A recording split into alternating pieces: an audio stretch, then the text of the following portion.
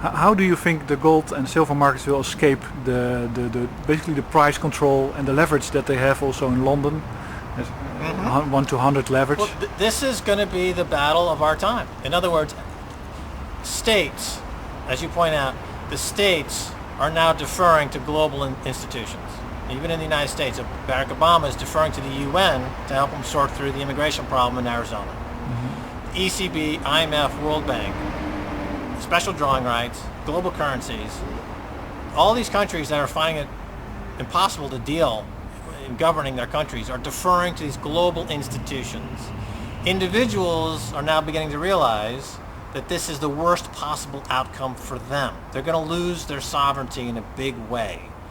So as this tension increases, as the collapse increases, and as governments abdicate their role and just defer to global institutions, individuals more and more will start to fight back. And this is essentially what the dimension of this global conflict moving forward will be: individuals against this emerging globalist group of people, bureaucrats, and this is the conflict. So as more people wake up to this, first thing they do is they realize their stocks and bonds are probably at risk.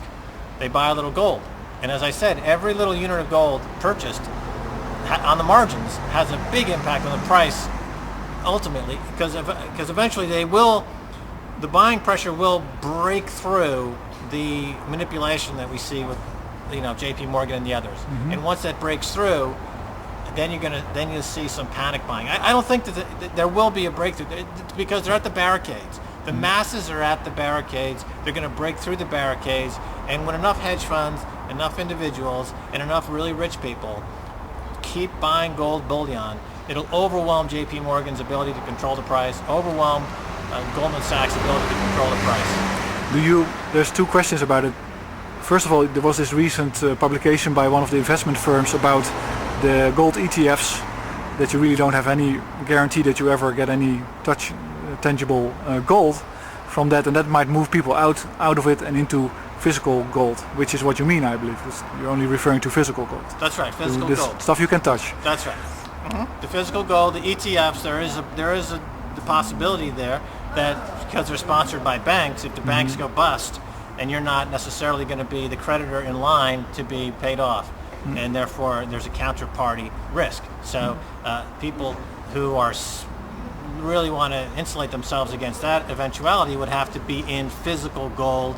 There's a couple of places online where you can buy physical gold, and they hold the physical gold for you in a vault, in a bank, insured, and that's it's allocated. It's got your name on it, and that's the way to go.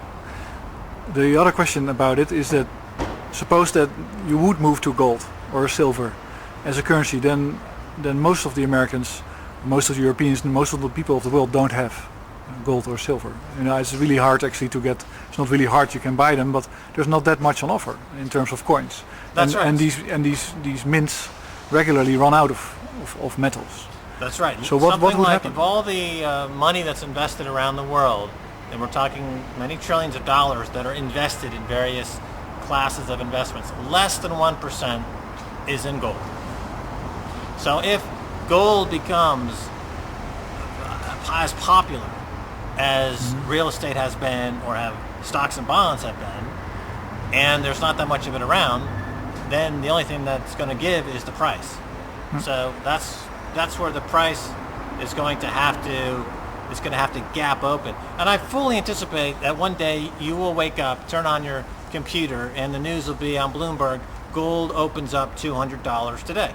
It'll open up $200 one morning, and then it'll be off to the races. There'll be panic buying of gold, and the price will shoot.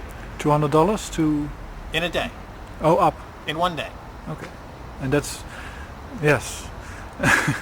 Well, I mean, I've lived through now on Wall Street in the 80s, and certainly, we saw all kinds of price movements like this. And I mean, the October of 1987 stock market crash, which I was working on Wall Street at the time, it was a 22% drop in a day.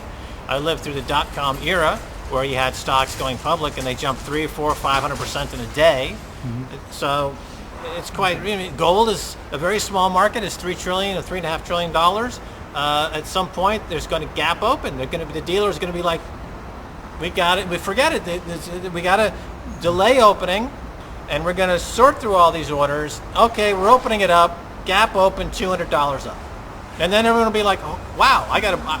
And the thing about economics is that people tend to buy things as they go up in price. They don't. You know, this is the psychology of markets that's different. You know, people will spend 5 or 6 days researching how to save $10 on buying a washing machine. But if gold were to jump up $200, it'll be the signal to people to go out and buy more gold. I mean, that's just the way it is.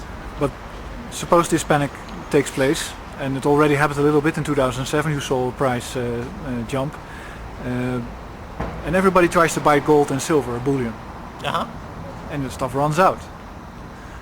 For most of the people, let's say, so the first 30 persons will have some, and then the last 70 will have a very hard time getting any. Well, first of all, for what? Because what can they trade for it? In my opinion, gold is still in a bear market. It hasn't even begun its bull market yet. It's still in a bear market. The move that it's made over the past 5, 6, 7 years has been nice, but it's nothing like what we're going to see during its true bull market.